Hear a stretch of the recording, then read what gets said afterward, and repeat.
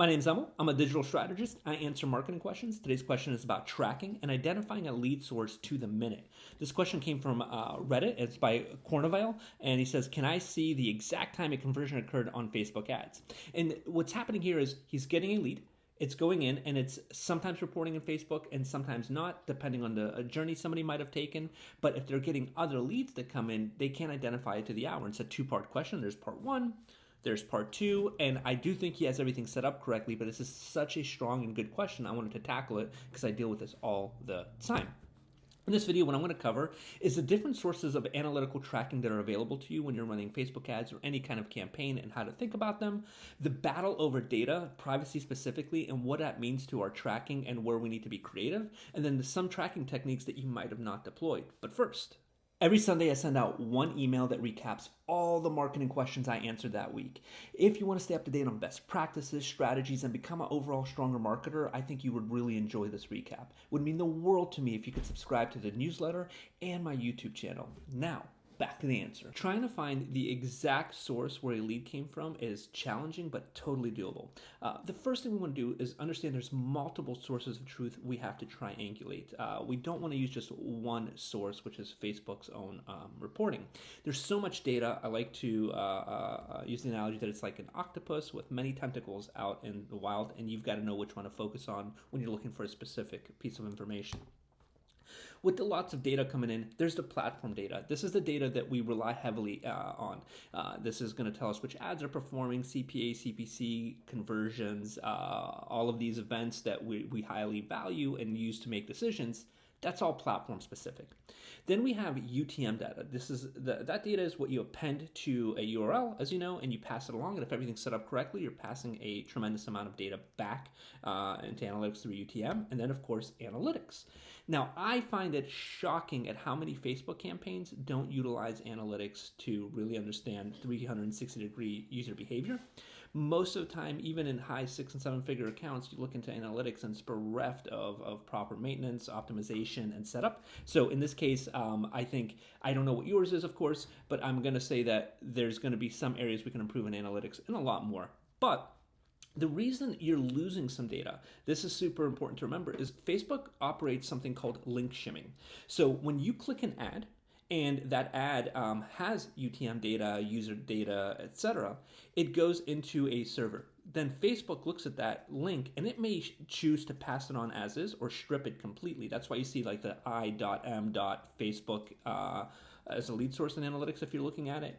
But link shimming is stripping any identifiers from a URL and passing it on to you. So you may get a completely abbreviated or completely truncated information. That's one component of it. This is why Facebook may underreport it. Your UTM collection may underreport it in your form. If you're tracking that, you may not get to see that. So there's a lot of information that is being stripped at times. This is how my site is set up, and I'm going to show you a few things for us to focus on here. So what I think is critical is the conversions, to make sure you have goals set up. So you go here, goals and overview. And up here, I have a few goals. I have new subscriber, viewed 50% or more of my videos, for Calendly events scheduled, and let's go to, we're just in today's dates, so we're not going to have a lot of action here. But let's go to this new subscriber. This new subscriber event, I've selected it, and it says, hey, look, goal completion was a thank you, and I can actually click source medium, and it'll tell me this was from an ad. Now, this is where I would go, and I would set up a goal, and you just go down here to admin, go to goals over here, and then you set up a new goal. And the new goal, very quickly, just create custom. The name of the goal could be lead. And then what we want to do is destination. So if they land on a thank you page is what it's going to trigger. And then you put in the destination page. You can create a funnel. There's a few things to build on goals. What's important to remember here, though, is you can get all the data information that you need right from analytics. So if you want to know the user behavior flows, if you want to know where conversions happen, down to the minute of when a conversion happened, this would be the first area I would really work in Google Analytics to get that cleaned up. Other ways to track would be UTM pass-through and hidden fields. So if you're not doing this, what you can do is make sure that your UTM game is on point. You're dynamically sending all the data over through UTM. So I click an ad on Facebook, and it tells me what campaign is by campaign name, not ID, and it tells me which ad group name, not ID. You can customize those UTMs to be as dynamic as you want and pass those on. More often than not, if you have a hidden field in your form, when somebody fills it out, it'll pass that data along to you, and you're already, from what I understand, getting some of this. I would just make sure you have that hidden field feature, and when you're triangulating, that's one component. The second would be adding just a quick "how'd you hear about us?" and just put Google ad, Facebook ad, organic, 3 to 5 options. This works amazingly well. They're always gonna fill that in, and I think I'm always shocked how many people don't have that have this issue.